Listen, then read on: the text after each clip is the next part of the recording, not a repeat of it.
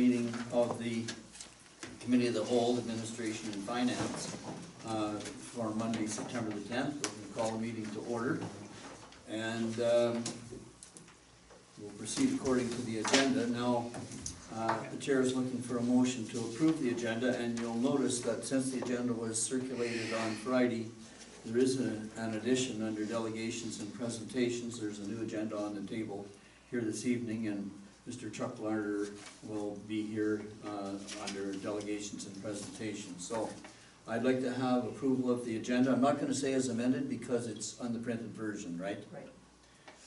So do I have a mover and a seconder? So I have a mover, Deputy Mayor Taylor, and a seconder. Mr. Bradley. Those in favor? And that's carried. And before I go on, I might also mention as well that Councillor Smale sends regrets that she's not going to be able to be with us this evening. And item number 3 on the agenda is disclosure of pecuniary interest and the general nature thereof. Are there any disclosures this evening? Not here. None here. Here? I hear none. No, well, it's not a pecuniary interest, but I'll just mention it, that when I'm on the executive for the Cardinal Legion, so although we're not talking Cardinal, we're talking Spencerville tonight, just to let people know that I have another hat, which is not being worn tonight, but is there. It's in the cupboard. Thank you very much. All right, now the next item on the agenda is item number 4, which is business arising from the previous meeting. If there is any business arising, please. I'm just looking at my copy. I decided to flag anything. Anybody else? Okay, nothing. I'm about to move on then. And item number 5 on the agenda is delegations and presentations. And Mr. Larker, you have a spot on the agenda here. So just before you begin, I just want to acknowledge that I don't know whether you've seen the staff briefing note that pertains to this issue, but we do have an extensive staff briefing note. And we also have, and I've asked to have it today added to the correspondence, the township correspondence, the letter which you submitted on September the 7th over the signature of the President of the Cardinal Legion. So that's, we all have that with us here tonight, so you have the floor. Mayor, Deputy Mayor, Councilors. First, let me thank you for the opportunity to speak this evening. I wrote everything down here because my wife says I ramble, so I'll stick to my notes. Okay. As you probably guessed, I'm here to speak tonight regarding the letters you received and the licensing fee for Cat's DH Lotto.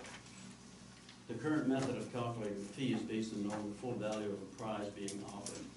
However, this is not possible to know in advance for Cat's DH as it has 2 prizes. The first is the payout of 20% of the money taken in for the week's tickets sold, and 30% is placed in a progressive prize account. This amount is only paid out when the winner draws the ace of spades. The draw for the prizes are once every week, and only if the ace is drawn does a progressive prize get paid out. Thus, if the ace isn't drawn for 51 weeks in a row, only then would the full amount of the prize amount to $49,000 in the 52nd week. This is very rare. In fact, to my knowledge, I have never heard of anything going 52 weeks. The Cardinal Legion has run Cat's the Ace a few times, but in doing so they've had to pay the $1,470 fee for each draw, and then get insurance to cover their losses when the ace was drawn early. Because of these added expenses, they are considering not holding Cat's the Ace Lotto again. We at the Spencerville Legion would like to run this lotto, as with the Cardinal Legion, but the cost of the fee and insurance prohibits us from doing so. That is why we request this fee be based on actual prizes that are paid out. In another municipality, the Legion pays as they go. For example, they report every 4 weeks to the town, and of the sales and prizes paid out, plus what is in the progressive fund. And they pay the fee for that amount. Then they continue for another 4 weeks. Then after another 4 weeks, they pay the fee based on the additional prize money that's been paid out, plus any additional money that is in the progressive fund.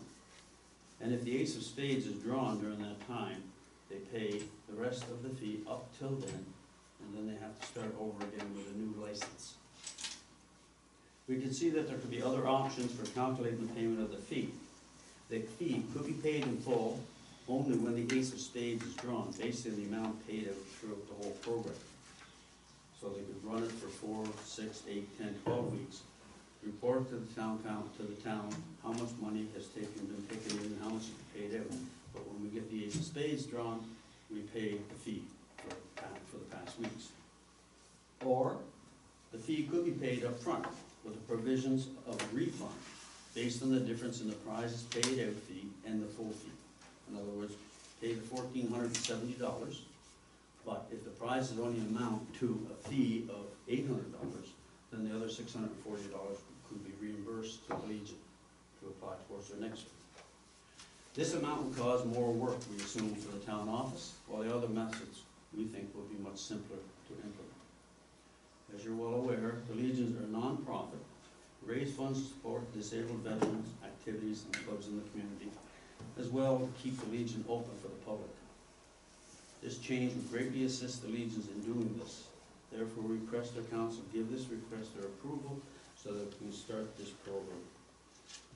Thank you for your time, Mr. Mayor. Are there any questions? So we'll give an opportunity once around the table for questions, and we'll deal with this item at, where is it? It's item 7B on the agenda. Any questions this evening of the speaker? If there are no questions, then I'm going to thank the speaker for his presentation, and you're more than welcome to stay for the discussion. Thank you, I will. Okay, so we're at item number 6 on the agenda, and item number 6 on the agenda is the little plaque here for Giant Tiger. Just some by way of introduction, when we first met with Giant Tiger, the CAO and I was quite excited about their presentation, and I think I made the rash indication that we would be happy to build their sign on the 401, which it turns out is going to be something around $770,000 or perhaps $100,000.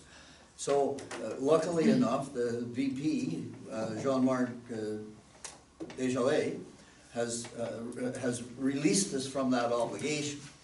But I still feel a bit of an obligation to provide something on the date of their official opening. So I had this little concept put together by Gooden Signs, Gordon Signs on Gooden Road. And so what I'm looking for basically tonight is to get approval to proceed with this to production. And I envisage that this would be sort of the center point of the lobby in their new distribution center. It would actually be a piece of art. If you see some of the other large pieces that they've done, they're quite stunning, and they are in fact works of art. But it would be matched as well with 5 smaller versions for example, the owner, Mr. Reed, and a couple of the senior vice presidents, and then I would like as well to get a number of the little book, what are they called, book weights, paper weights, that we've used on previous occasions. So in the package that you've got there tonight, Gordon Signs has presented an estimate. So I'd like to have a little bit of discussion. And first of all, I'm going to ask the CAO if she'd indicate whether we have budget here that's going to be capable of dealing with this. And then we'll have some discussion around the sign itself. Thank you, Mr. Mayor. There's nothing specifically in the budget to address this. However, I believe in reviewing the economic development budget spending up to date, that we would be able to cover this additional cost within that cost center. Okay, and the other thing I wanted to mention, so there are funds available someplace. The other thing I wanted to mention is that at this point in time, Giant Tiger tells me that they're not planning any kind of an official opening. You recall that they did have their community day back about, almost 2 years ago now, that they had their community day. That was really the public's opportunity to get inside the distribution center. What they have indicated to me is that there will probably be some sort of a ceremony in the form of a press gathering. And so I thought that that would be the appropriate time if they follow through with that. And I'm sure that even if they know that this is coming, they will make the necessary arrangements. So this is conceptual, just interested to have any comments. I think the CAO pointed out that there's an error in the logo, right? Yeah. You'd like to point that out? Just that this is, this concept is based on the old plaque that was in this chamber for quite some time, the carved wood plaque, and that, so the old logo is there. The newer logo would have to be put into that area. Go ahead. So I would be, usually I would be remiss to, or I would be, you'd be hard pressed for me to support $5,000 for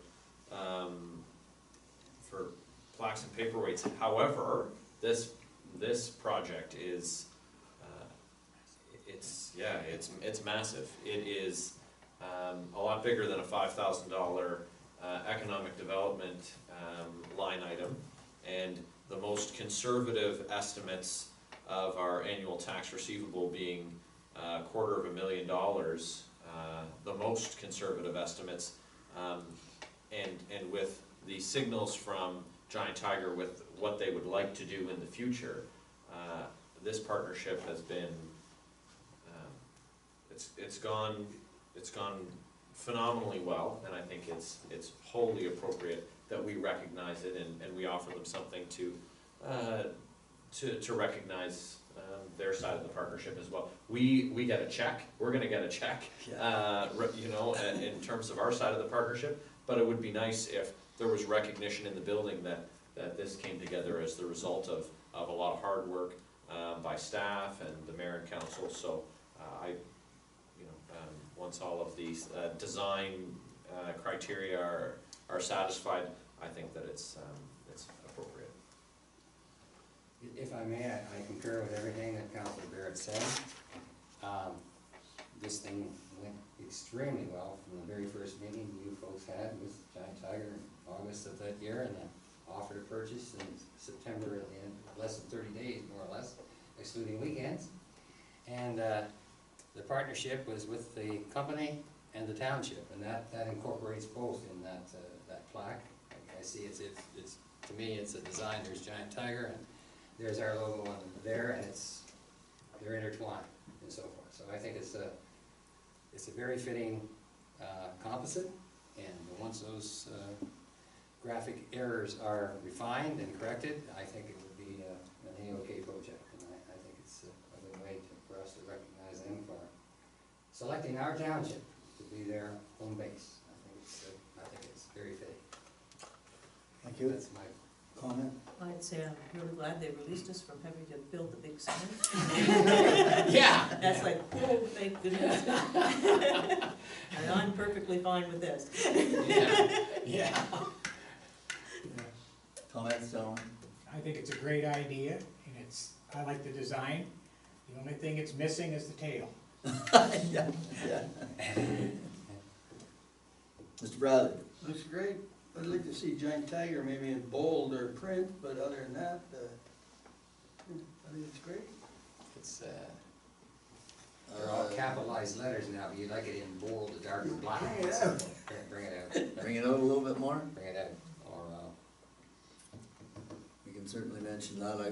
I can see what you're saying. Yeah. Has Giant Tiger bold or seen it? print, Where- tell us. Yeah, the only question I have is, we're gonna get 6 of these, I guess, 5 little and 1 big. Have the locations been selected? Well, no, and I don't want to get into that because for example, I know a number of the senior executives will maintain offices in Ottawa, Yeah, but the vice president of distribution, I think, will maintain an office here. So, and there's the financial officer, Yeah. so.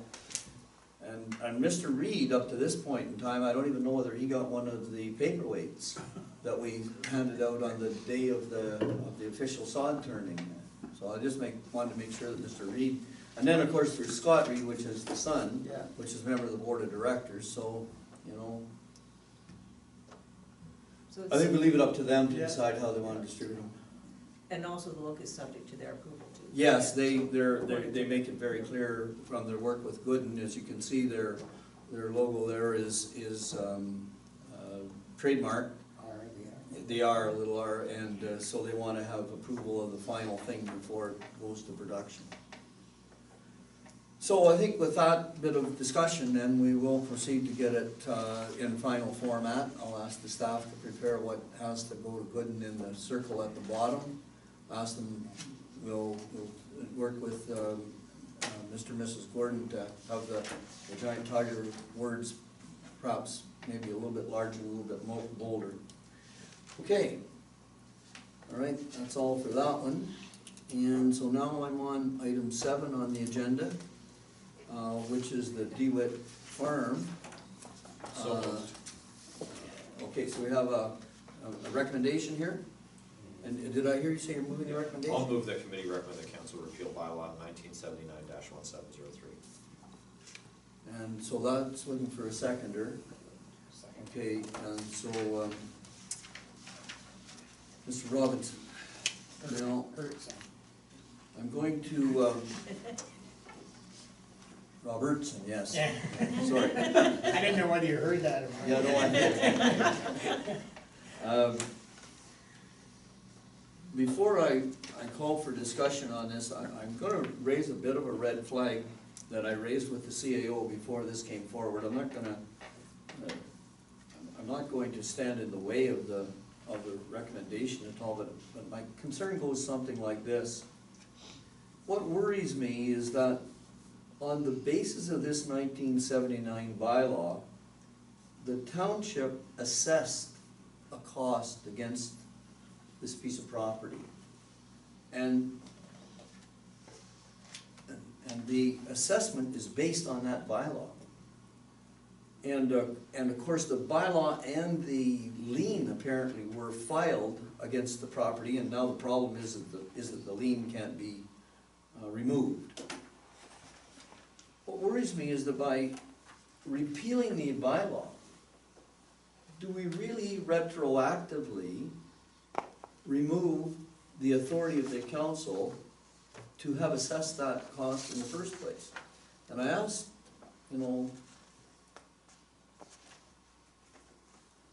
to have a reassurance to that. Well, I'm assured that it's okay, I've got those verbal assurances, but I just don't want to get ourselves in a position where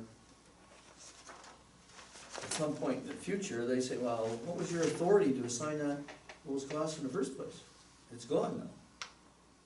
So I'm gonna leave it open for discussion. I don't want to stand in the way of this, because I know these people would like to get this lien removed. But I'm just worried about the position of our corporate entity in doing it by this manner. Deputy Mayor? That's a whole other, which I hadn't thought of it in that light, but my concern was that we have a lien that may have been discharged. We don't know if the discharge papers were ever given to somebody, because usually if you're gonna discharge a mortgage, you're given your discharge papers and you go and register them. So we don't know if this lien was actually paid off and whether or not, or whether it was left outstanding. And when you read the paragraph 6, we have 2 copies of the same document, so I was wondering if something was missing, but I was told that it wasn't. Paragraph 6 says that the registered certificate shall not, repeat not, be discharged until such time as repayment has been made. We have no evidence in this document that repayment was ever made. We do have that the charges were to have been paid through to 1988, but nothing to say that it has been paid. I don't know where those records would be if we still had them. And I just wonder if maybe a legal opinion on what we should do in this before we take that step forward, because, there's a lot of questions left outstanding here. And I do, if it's somebody who's trying to do a sale and get this off the title, so they have a clear title, they're gonna want closure to happen as quickly as possible. And apparently that's why they won't close as long as this lien is in place on title. Is there an offer to purchase on I am not aware, but I should clarify perhaps that the request to do the repeal came from the lawyer's office, our lawyer's office, Alton Alt's office. So the legal opinion has already been provided. It was theirs. I mean, this is not a staff initiated or even a Mr. DeWitt initiated request. It came from Alton Alt to ask council to repeal the bylaw. But it did come because they're lawyers for a purchaser or a vendor? It's, to my understanding, it's not, just a second, to my understanding, it has not been sold. They are attempting to get this off the land titles. It's a housekeeping matter. The land is up for sale. It doesn't say that it's been sold. So they're trying to clean the title. Right. Yeah. But they're not doing it for their request to us isn't as our lawyer, it's most likely as the vendor, the vendor's lawyer, who Property. would have to be providing the purchaser with a clear title. So the question would be, the time to discharge that is when we know that there is no outstanding debt. Is there any way to check to see if all of those payments were made? Yes. In which, okay, so once we do that, If I may, when the Ontario Home Renewal Program loan program came to an end, all those amortizations were in that, and the treasurer can correct me if I've got this wrong, a suspense or a liability account. And at the time when Mr. Bennett was the treasurer, they were all cleared. We either did the research to make sure they'd been paid, or in some cases, and I'd have to go back and see how many, perhaps two, there was actually a write-off done of the outstanding balance. So those ORF loans have been cleared from all the accounts. I'm quite comfortable that there's not much to this, but I gave that assurance to the mayor last week, and I'm happy to go and get a different lawyer to take a look at it and let us know. But can we go back a step? The request to remove this bylaw came from our lawyer. Must have come, what prompted him to request that? And by the way, did the request come in writing, Oh, email, yes. by email? Yeah. Do we know what prompted it? The land registrar has ruled that this bylaw cannot be deleted from title. The only remedy available to us is to have the township pass a new bylaw to repeal the old bylaw. Go ahead, Councilor. So anecdotally, I would, and through the anecdotal information, I surmise that this is part of what is a missing piece in the closing of a sale. So there's a third party operating their farm. So they have built a new home. They live kind of kitty corner across from me, and they're a piece of property that they own is being operated by someone else until this is resolved. So I expect that this is being initiated because they're trying to get a title search was done, and this is showing up that there's an issue. So I don't think that this was proactive. They're trying to sell their farm and their home. Okay, so Mr. Bradley, then Mr. Councilor Brown, and Deputy I Mayor. think it's normal practice, if there's a lien against the property, that when the property is potentially going to be sold, that they try to discharge those liens. And that is a bargain between whoever the lien holder is and the purchaser. And the fact that he's, Alts have sent us a letter would imply to me, even though his letter may not, his email may not say that, is that there is a sale, as Councillor Barrett mentions, about to be concluded, and that they want the lien discharged. Now, the lawyers will look at whether or not the lien was paid, and et cetera, okay? And assuming there's a clean bill of health there, then it's just a formality to go through the paperwork to get the lien discharged, but apparently we've got this obstacle now with the bylaw, so that would be my conclusion as to what, has happened. Now, maybe Alt can clarify that for us, but. No, I concur with what the Councillor Barrett, again, through the grapevine, has word that Mr. DeWitt has agreed to a sale, and he is retiring or leaving farming, and another party is taking over, and even his long-standing hired hand is seeking new work, new employment, and that's in the works, and I think if somehow through that, I guess I'm looking at it somewhat similar in a way to the early morning meeting over the purchase of the truck stop we had a few weeks back, when they wanted this kind of waived and cleared, and I see this as kind of a similar aspect, that they want this waived and cleared, and it seems like, I'm sure among the lawyers, the buyer and the seller, and our lawyer, there's been some concurrent agreement, or agreement reached, and it's been passed on to the CAO saying, this is the last step, you need to, actually. What's the bylaw? And so this will have to come back to council, Yeah, Mr. Mayor, at the end of the month? Yeah. So does it have to come back to repeal the bylaw?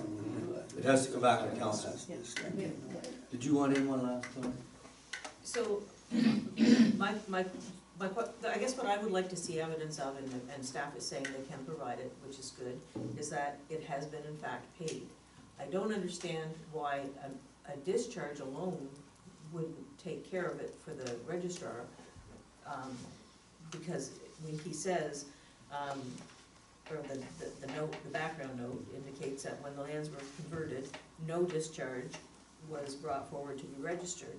However, the actual lien may have been discharged years earlier, so which means that it probably was paid. The township likely gave the discharge papers to the landowner, and he either lost them and didn't register them, or forgot to register them. So if that discharge papers would have been sufficient in 1988, does the issue raised by the mayor with respect to repealing that bylaw,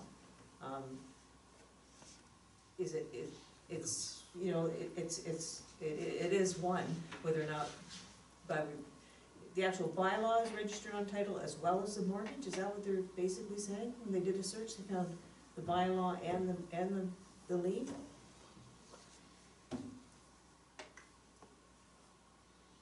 These were ORC loans, were they? OHRP? There is still this bylaw on title, The actual That's bylaw nineteen- and the nineteen- bylaw is on actually. 1979 bylaw So- on title. Yeah, I can see what he's saying. The lien itself may have been discharged, but the bylaw is still on the title. Yeah, and so that's why he wants the bylaw. But Okay, he's it's also starting to saying- become Yeah. clear. But he's also saying that the lien's still there too. Well, does he say that? Well, that's what, it says that no discharge were brought forward to be registered, so the discharge hasn't been given to lift the Oh, yeah, right. mortgage, so both are sitting on title. He says, however, the actual lien on the property may have been discharged. May have been, which is what I mean. So that's why they didn't bring it forward. Yeah. It was gone. So, But generally speaking, sorry, Councilor Barrett, but generally speaking, the lien holder will not, unless he gets his money or whatever he's looking for, he's not gonna allow the discharge, Right, but I mean, I know with ours, when we have our mortgage, they sent me the discharge papers, and I went to the registry office and Yeah. registered them. Yeah. Yeah. So, But what interests me is these were ORC loans, OHRP loans, and the township would have been the one that issued the discharge. That's correct. Yeah, so I guess our records wouldn't show that we actually issued a discharge. They may, they're old paper files, I think we're still kicked around here somewhere, but I mean, I know the when, tax when, account is there. when Mr. Bennett went through all those old accounts and made sure everything was cleared up, you know, a lot of that stuff was, So I see what they're saying, the simplest thing is just repeal that bylaw and be done with it. So Okay. long as it was paid. So, go ahead, I was just gonna say, that seems to be confirmed. right, and I'm comfortable with it in its current form, but to increase the comfort of members of the committee, perhaps we could request that staff just get a clarifying email communication from our solicitor that that the obligation has been satisfied by all parties. And Maybe our staff can provide that, because the money was due to us. right, For the council meeting. Okay, well, let's proceed then. I feel a little bit more comfortable now. I'm about to call a question on the recommendation. All those in favor of the recommendation? Okay, so it's carried. All right, so now I'm on to item number 7B, which is Dispensable Legion Lottery License. And we've had Mr. Larder speak to it, and we've had the briefing note. And I don't know whether Mr. Larder has seen the briefing note or not, but we do have a recommendation in the briefing note, council's familiar with it. So chair's open for discussion. Want to move it for a second? Before Ready to get- discussion? Yeah, get moving. Okay, I'll move it. Okay, so Deputy Mayor Taylor is moving acceptance of the recommendation. Discussion?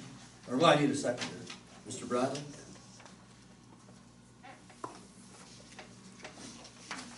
So, points of discussion. There's, these are popular lotteries, by the way. I think the one in Nova Scotia was, I don't know, millions of dollars or something that was paid out, but, and I know the one in Cardinal has been popular, and, I think though, however, you know, you can go, and as Mr. Larder pointed out in his presentation, and we have some of the data in the letter here, you can go from the early few weeks and you can sell a few number of tickets, or you can sell a lot of tickets. And so the promotion and marketing is kind of key. And I don't know what the circle of the Legion in Spencerville would be, but the experience in, there's an experience that I'm familiar with in our area of, down around the Prescott area, where our church is in partnership with the Legion in Prescott. And they ran a, excuse me, they had a previous Catch the Ace that was shared with the Shakespeare Festival people. That prize was won sometime in the past 4 months, 3 to 4 months. And they entered into this arrangement with the Legion and Cardinal to share it. So they share the fees and some of the expenses. The revenue generated is not that great. I think the first, it seems to me when they published the figures on the first lottery was somewhere, the charity portion of it was somewhere around $1,600–1,700. 100? Yeah. So, I mean, that was the take after many weeks of selling tickets, okay? For the corporation that were involved, the church and the Shakespeare Festival Theater. The people operating the current one with the Legion and the church are, again, kind of in a position where they don't know if they're gonna do another one, because there's a lot of effort involved, and the result in terms of fundraising isn't that great. And we don't know yet what's gonna be, because we're in the middle of the cycle. So a lot depends on sales. Sales are key, because you can sell 100 tickets this week and maybe sell 500 tickets next week. And, you know, and the way the structure of the lottery works, the more tickets you sell, the more money that you're gonna drive into the charity. But our fee is based on, Assuming that we're gonna get the whole 52 weeks. yeah, but what I don't understand is, if sales are key, how do we know what the maximum jackpot is gonna be? $50,000. How do we know that? 49,000. It's set, it's legislated by the, or Yeah, but is there, it's regulated by the AGCO that we can't exceed $50,000. that they can't exceed it? If I'm, Yeah, and we base our fee on that number, but in fact, they may not even sell anywhere near to that number. No, that's right. But they still pay the fee based on that number, On that number. which I see. Now, how does, I'm just asking questions here, how do we, as the administrators, how do we limit their jackpot? Do we say to them, like, for example, the one in Nova Scotia I'm familiar with, it was quite high, wasn't it? Now, the province is what limits it, right? Yeah. If I may, There's Mr. a Mayor, lot, right? the rule is that if the jackpot is more than $50,000, it has to be a provincially licensed lottery, not a municipally licensed lottery. So that's one of the limits that we have. We're only allowed to license a lottery up to $50,000. But the application form is key, so we ask the applicant to advise us what's the maximum. And I'll give you another example, aside from Catch the Ace, the traditional 50-50 draw. We don't know how many tickets they're gonna sell, what's their price gonna be, 50% of $2, $10, $20. We ask the applicant to give us the maximum number of tickets that they will sell, that will give us the maximum amount of prize that could potentially be awarded, and that's the 3%, where the 3% fee is. Okay, but on that situation, when the applicant says to us, well, we're gonna sell 1,000 tickets, then the tickets are numbered from 1 to 1,000, and they don't print more than that, they can't sell more than that, Correct. right? And But the with this fee- Catch the Ace, there's no way of limiting the number of tickets. The fee in that 50-50 situation is based on a $500 prize payout, even if they only sell 20 tickets and pay out $10. Yeah, I understand that issue, So, yeah. but as far as the Catch the Ace,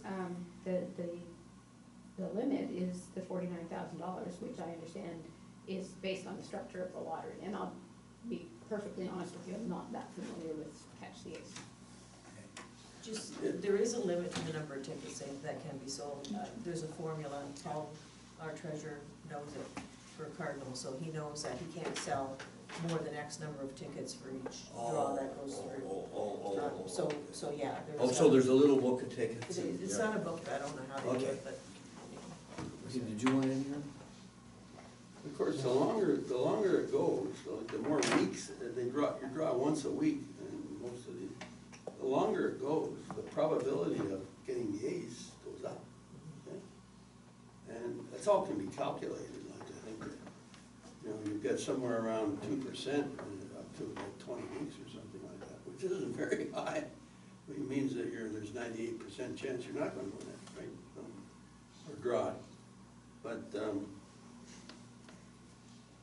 it is, and so I don't know, like, I hope the Spencerville Legion, and I'm a great supporter of Legions, I think they do great work. If they've kind of eyeballed, what they think they're gonna be able to get out of it, it's a lot of work and maybe low returns. Okay, well, that's a different issue. Yeah, Yeah, of course it is. we don't, okay, so we're dealing here with the single issue of how to, Do we keep the money, by the way, or does it go to the province? I don't know if- It's intended to offset the cost of administering the Yeah. applications and reporting so the money remains with the township. with the township. Okay, that's our fee for providing the service. Go ahead. through you, Mr. Mayor, for staff, to what period has the Catch the Ace program been authorized by the province? Because it's still a test, right? It's not It's not a permanent progressive, it's a, I'm sorry, I don't have the answer to that, Counselor. I think lottery licensing is taken care of by administrative staff, but I truly don't know that Catch the Ace is in a pilot or if it's a permanent lottery scheme. Just also, there's more to this administratively than just authorizing the lottery license. It's after the draw has been made and the monies that have been raised are put in the Legion's accounts. Whenever they pay out, they need to report to the township how much was paid out and to whom. So there is a fair amount of administration that goes on here. So that's why I truly don't have any problem with that 3%, because of the nature of the work that is involved. So we're obligated to monitor how the net to the organization is actually cash flowed. Or do we report that to the province? No, Is it- not to the province. Well, wait a minute, now I got the treasurer nodding yes. Yeah, we do keep a record and record if there's the necessary to report to the province of any discrepancies. Oh, the discrepancies. Yeah, Oh, okay. so every 2 months, a report is provided by the Legion as to the status of the lottery itself. And then after the lottery is done, there is the report, the final report of gathering all the information as to how much the final was and what the money is being spent on. Okay, so can they report to us, our net out of this was $15,000 and we've transferred $15,000 to our capital account? Is that a sufficient degree of reporting? I don't wanna say specifically that would be satisfactory, because I'm not up on all the particulars with respect to the lottery licensing. They have to be fairly specific in terms of what they're using the funds for. Okay. Okay, further discussion, if any? I guess the other thing that we have to be, and I know, the Legion, and again, good cause, and, what they do, and the community involvement, and their assistance within the community for numerous years, and, a refuge for, past veterans and present veterans and so forth. But, the other aspect that it keeps going through my head, and the fact that, there is some administration, as the mayor pointed out, a fair amount, the more you report, the more administration and the more time. And with Mr. Bradley bringing up that there's one going on with his church and the Legion, or his church, or the Shakespeare Festival and the church, and once, I guess, the domino effect, I'm always thinking, once someone does something and you help one group, and you help another group, and you help, the figure skating club has one, and it escalates, and everybody's gonna say, well, you gave a break to that group, to the south, and this group to the north, they're asking for, and stuff.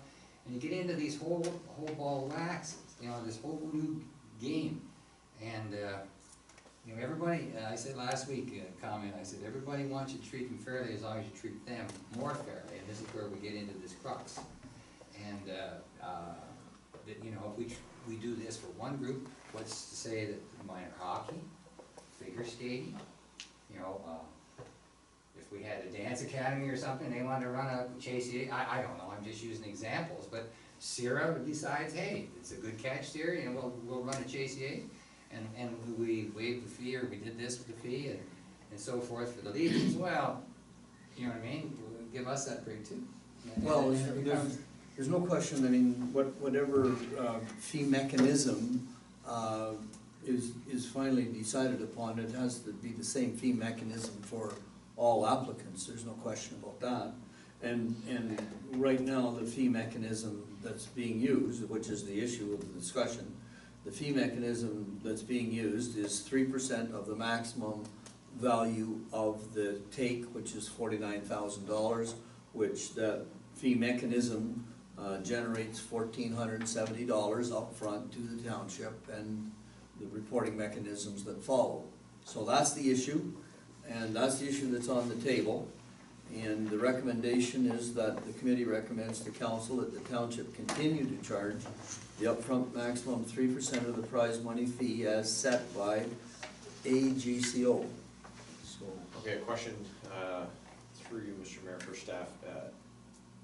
It's an administration question again, about administering the licensing. So, if I understand correctly, for a $50,000 progressive like Catch the Ace, the license can be issued by the municipality or by the province. Is there no? Sorry, no, I don't believe so. I believe that the cutoff is 50,000. If the price is less than 50,000, it's a municipal license. If it's more than 50,000, it's a provincial license. do we issue the provincial No. license? Where do they go to get the provincial license? Through the AGCO, Oh, AGCO. Alcohol and Gaming Commission of Ontario. Are there, and just a supplementary, is the fee structure different if licensed by the province? No, I don't believe so. Oh, seriously, so if they won a $75,000 jackpot, they'll pay the 3%? Oh, is that right? Okay. So that's why you see the big lotteries, you know, the Princess Margaret and the big houses that they give away. Those are all provincial licenses, and they are 3% of the 500,000 or whatever the value of the home is. Okay, okay. Okay, further discussion, I'm about to call a question here. Go ahead. So, I of course echo the sentiments of Mr. Bradley and Councilor Morrell on the good work that the Legion does, and the process frustrates me that it doesn't allow them to continue. You could try it once, but if someone cashes it on the first week, you're not gonna be able to continue. You'd have to have good luck, which is what it is. You would need good luck the first time to have enough money in the bank to continue to pay for these. And Legions are ideally suited for it because you can't sell tickets on the street. You can only sell tickets, as far as I understand, in the licensed spot. So you can't sell, I can't have tickets from my club, my service club, and then sell them to you folks here. I've got to sell them to you in the service club hall. So Legions are ideally suited for that. Yeah, there's a ton of rules, and I remember reading about it being a pilot, but the pilot obviously continues. But the breakdown of when it comes down to it, we can't subsidize service groups with multiple, basically with relicensing the lottery for the same amount of money every single week.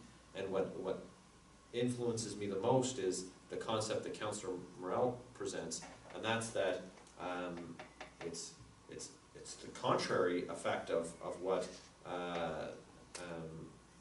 President Larder's comrade from Cardinal was seeking to do, and that's that we can't, we're gonna want to do the same thing. Well, Cardinal and Spencerville and the figure skaters and we could have a lineup out the door, and which is not like we'd have, but if we have 4 people a week who are doing this, we've quadrupled the amount of work that we're doing, and we're not getting the effect that we should in terms of recovering the cost of the time. And our clerks don't have excess time, I gather, for further administration tasks. And so I would like to see a better, let me correct myself. I would like to see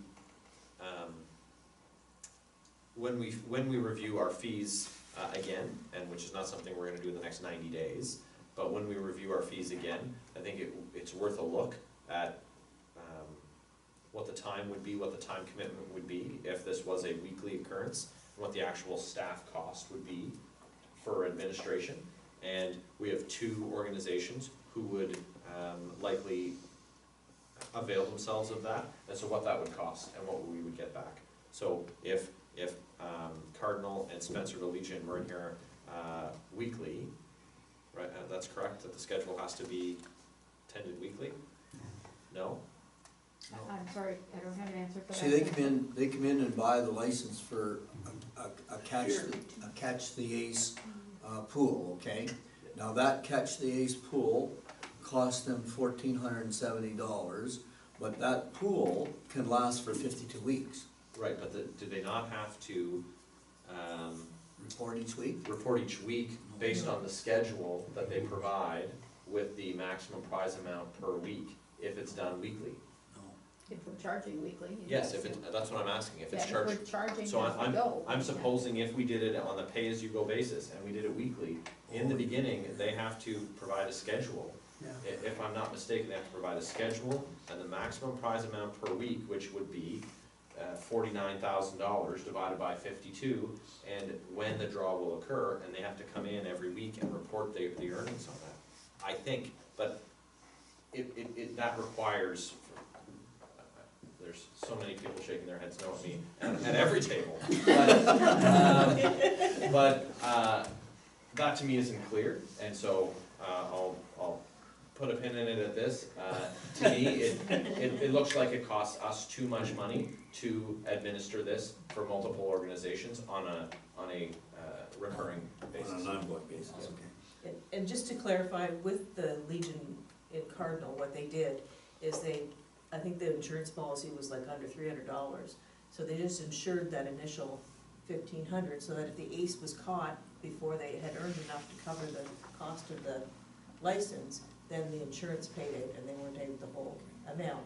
And then the first one was so successful that when the second one, they didn't do the insurance policy again, because they just said, we already earned enough in the first one to cover that, and it was very. To self-insure the second. Self-insure the second one, so they're in the second one now, and, you know, there's a marker somewhere that they know, okay, now we've made enough to cover.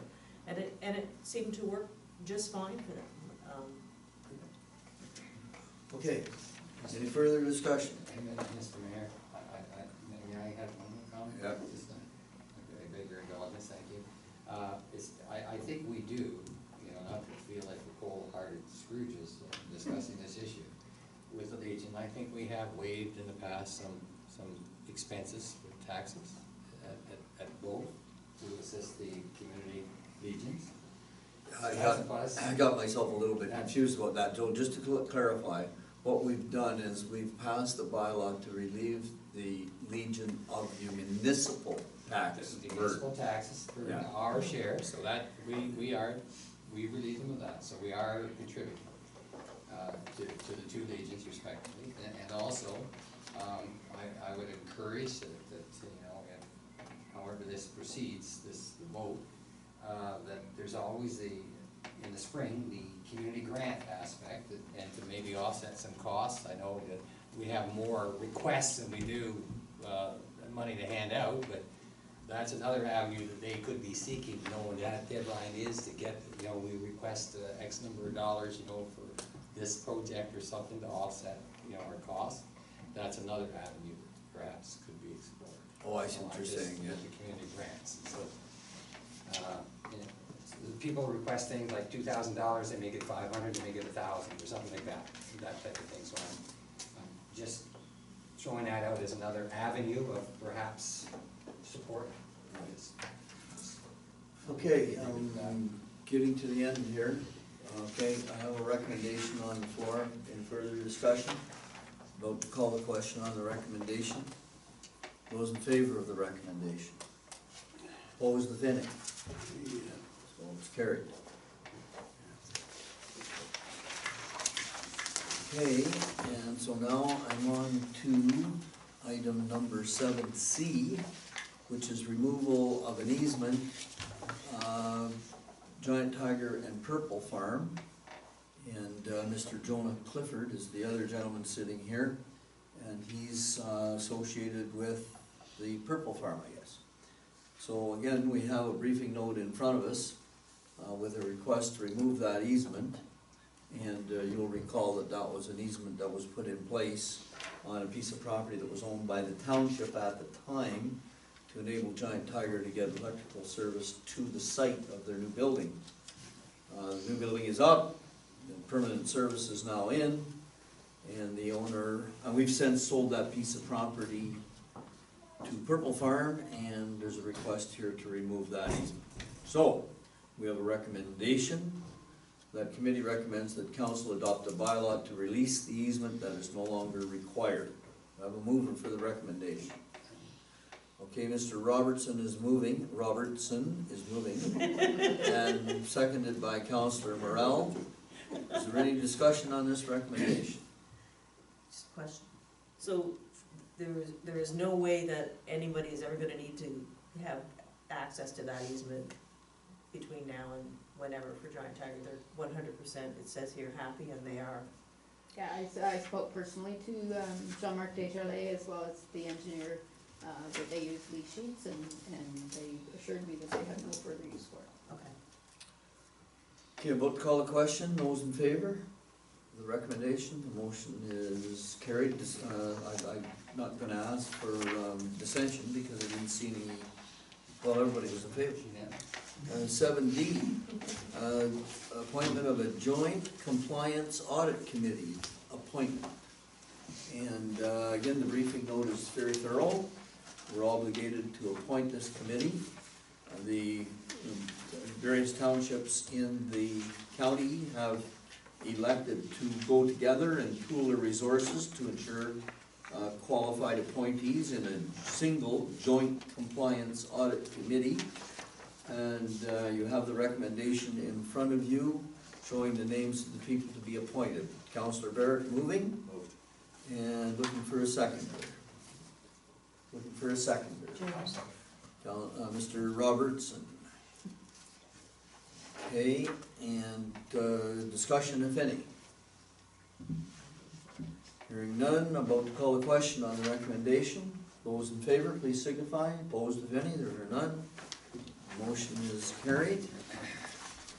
And I'm moving then to 7E, use of corporate resources for election purposes, a policy amendment. And again, we have a recommendation that will deal with that little problem we discussed at an earlier meeting. And Chair's looking for a mover of the recommendation. Councillor Morel is moving. Do I have a seconder? I'll second. Mr. Bradley is seconding. Okay, motion is on the table to accept this recommendation. Discussion if any. Deputy Mayor Taylor. In past years, did Sarah pay to organize those meetings? Does anybody know? I'm not sure. I think it was, I don't know, I wouldn't say. I don't know whether they paid or not. You might know. I actually don't off the top of my head, Mr. Robertson, but I do know that this is, it is in line with the use of corporate resources policy in all municipalities that have community halls where the community groups host all candidates meetings, that there is an arm's length relationship so that the group is paying the township for the use of the hall, and that removes township administration from the politics of an all candidates meeting, if I could put it that way. And I'd just like to say that at one meeting, one such meeting that I attended, right at the beginning, the chair or the MC for the evening announced that it was a municipal building, and that there was a fee to use the building, and he mentioned the fee. And he said, and by the way, there's a basket at the back, we'd like $5 from everybody to help pay that fee. Okay. And then I know that at the end of the evening, there was money left for coffee. So, further discussion on the recommendation? Do we intend to apply for this coming election, this policy? Just a clarification. And under lame duck, we can do that? Okay, I'm about to call the question. Those in favor? Opposed, if any? It's carried. All right, and so that'll come before the council at the end of the month. And 7F, on-serve IT managed services renewal.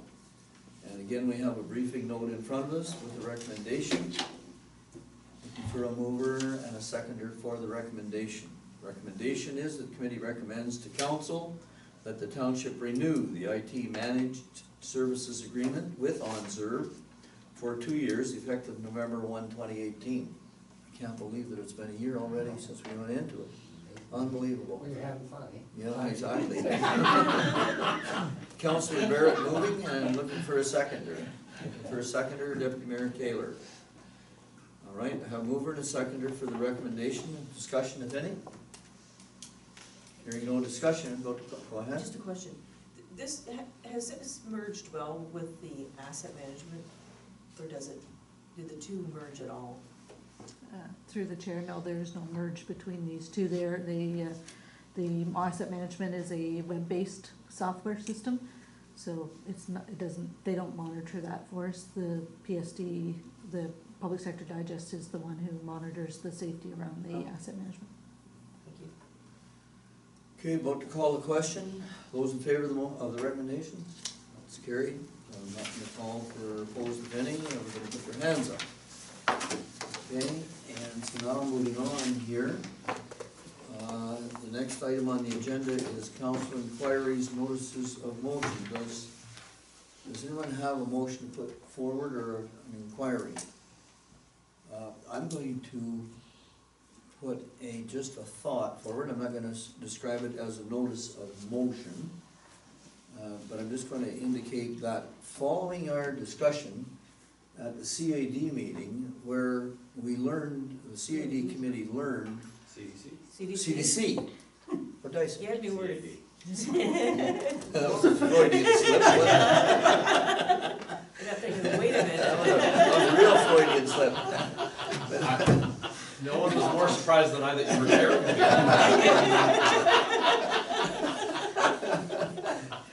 Well, we learned at the CDC meeting that there are about seven properties at the Flet subdivision which have not yet been sold. And those properties all sit on sewer and water infrastructure. And really, the sale of those lots would generate 7 additional customers to our sewer and water infrastructure, and for various reasons, one of which I assume is speculation, because there's 2 lots that are owned by the same corporate entity. For various reasons, those lots are not being sold. So I have asked the CAO if she would look into the feasibility and the efficiency of us bringing forward a bylaw that would notify the owners of those vacant properties that as of a certain date in the future, they are going to be billed sewer and water rates, whether or not the properties are developed. And I've indicated that in a place where I previously served on council, we passed that kind of a bylaw before we ever put the sewer and water in the ground. And so people knew sewer and water is coming. You don't have to hook up if you don't want to, but you're going to get a monthly bill even if you don't. That was a great incentive, and it helped pay that cost. So I'm just putting that forward here now, and I'm looking for the report, and I believe the CAO said that she'd have the report ready. Can't remember what. I think the deadline was yesterday, but. Your deadline, Mr. Mayor. So that's my little comment there. Does anybody else have anything to bring forward here? I think it's only fair. You laid out the money to put those services in. No, we didn't. The developer did. Or did we? Yeah, Question, Mr. Mayor. yeah. How do you calculate what they pay? Well, we have a rate for. Base rate. So Base it's- rate. So it's based on some kind of an amortization of the No. capital, or? It's, the capital, if I may, Mr. Mayor, the capital is picked up by the developer, so there's no cost to the municipality for that. What the mayor is suggesting is that the base rate for water and sewer fees be charged to a vacant lot regardless of whether or Okay. not there's a house on it. So no usage, but That's base right. rate. Yeah, that's fair. I don't have a problem with that. Okay, so nothing more coming forward there. I'm about to move on to the mayor's report. I have about 3 or 4 things to report. First of all, for those of you that are down around County Road 2, you may notice that John Tiger has posted quite a large sign on the County Road 2, facing east, facing west, indicating that they have jobs available at all different levels, on all different shift times, starting $15 an hour. And that sign has designed to attract more applications. As I indicated at a previous meeting, they're about 60% moved into the new facility. They intend to be operating 100% out of that new facility by October the 6th, and they need 30 people immediately. So just report that. The other thing to report, we now know that the 730 truck stop has been sold. The only problem is we don't know who it's been sold to, but the deal has closed. And I'm gonna ask the CIO if you'd speak a little bit more to the benefits of that closing vis-a-vis our tax account. Certainly, Mr. Mayor, as you know, there was a significant amount of money owing on that property. The receiver has agreed to cash flow I believe it's $142,000 in taxes and interest that was owing. The new owner will be billed for the remainder of 2018, from August 20th to the end of December. I think the treasurer has sent that bill today. I did. And the matter of the fire costs, the receiver has held back enough money to cover those costs, but is waiting until the insurance company has made its determination before releasing them, basically, so. Okay, so we're still trying to recover insurance costs from or fire costs from the insurer. Yeah. Okay, and of course, I'm very interested in finding out who the buyer is. The buyer's a numbered company, but if you dig a little bit, and there are ways, you can dig behind, especially through commercial relations, and find out who the directors of the numbered companies are. And then from that, you can generally make a contact with the principals. I'm going to be tied up most of this week, but I have asked the staff to use other channels to try to get at the buyer so that we can at least make an initial contact. Next to report is that we have been informed, and it's been substantiated by the principal, that there has been an offer that has been accepted for the purchase of the Prescott Machine and Welding property. Now, the principal is not prepared to make any announcements at this point in time. It's offer plus acceptance. They've got a deal in place. There are a number of conditions to be satisfied before closing, and the principal will hold off on any announcements until after closing. And I've invited him to make a presentation at that point, and he's assured me that he will. Last thing I just want to report, just so people know what's happening.